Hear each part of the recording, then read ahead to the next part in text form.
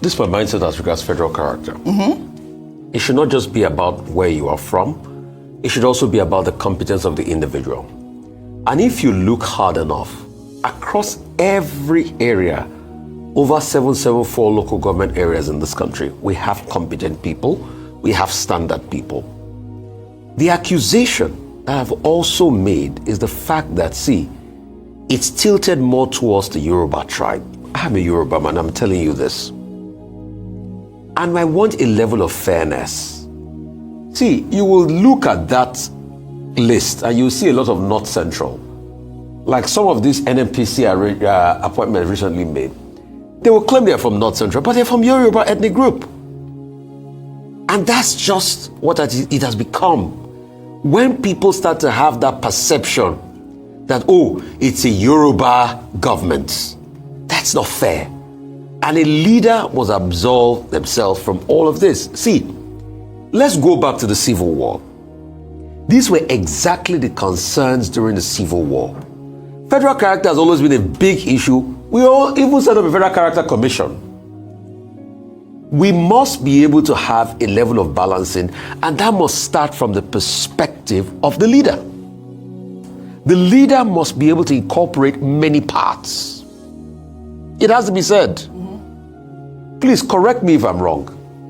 During Olusegun Obasanjo's time, did we ever have a need to say it was a Yoruba-based government? No. In fact, the accusation against Olusegun Obasanjo then was that it was a Southeast government, an Igbo government, because he embraced a lot of people from the Southeast. So that's what we are talking about. And you see, I do not like the vituperations and the jerking reactions from the presidency, because when you make any comment, they think you are attacking them. No, we want the best for the country. Right. They should stop this constant case of Jakboroism. Jakboro, forget What does it mean? Jakboro means you wiggle. You are so quick to respond. No. And Ali Ndume was apt when he said, we know that their foot soldiers are going to come at me. Yeah. So please, let us remove that. Secondly, I have not gotten the empirical list. I don't want to comment based on not having empirical facts. All right. But if the feelers I'm hearing as regards the quality of persons being considered for ambassadorial position, Nigeria has become a joke. All right. It is dancing wiggle, wiggle, wiggle, wiggle. All right, Rufai, you and your words. But you know, my dad asked me once to ask you, Rufai. You said Werekpe. What is Werekpe? He wants to know. Werekpe means Werekpe. When you criticize them, it affects them like Werekpe. Dr. Abati, your thoughts? Look, what we're dealing with is a problem at the heart of the Nigerian national question. Yes. It speaks to the fact that we're not yet a nation. We're a country whereby everything is looked at from the prism of religion and ethnicity. Every Nigerian that gets to power at the center plays the politics of proximity, plays the politics of what Matthew Kuka calls the Maronization of power, and does not also feel safe with people from other parts of Nigeria. You want your own people, thinking that your own people are the ones that will make you safe. That's why, go and check. When they appoint a chief security officer, ADC and all that, they usually pick people from their areas. So, and this problem has been there. It was part of the reason for the Civil War. Decree number 34 of 1966, the unification decree introduced by Oronsi.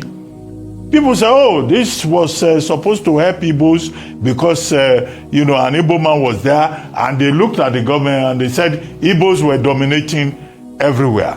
We have not recovered from that root cause in this country. That's why I have argued elsewhere that this federal character that we're talking about, yes, there is the whole purpose under Section 14, sub 3 of the Constitution is about equity, fairness, that's it. Diversity. That's it. But also, there should be an emphasis on competence, ability.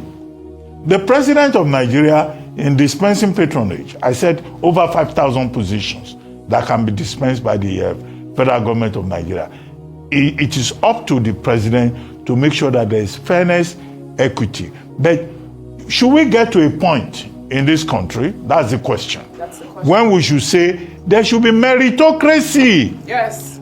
I'm sitting here, wasting volumes of saliva every day. But in this same country, you have touts in important positions. Correct. You have Division 3 persons in important positions. Yeah, I was told Agbero is tout.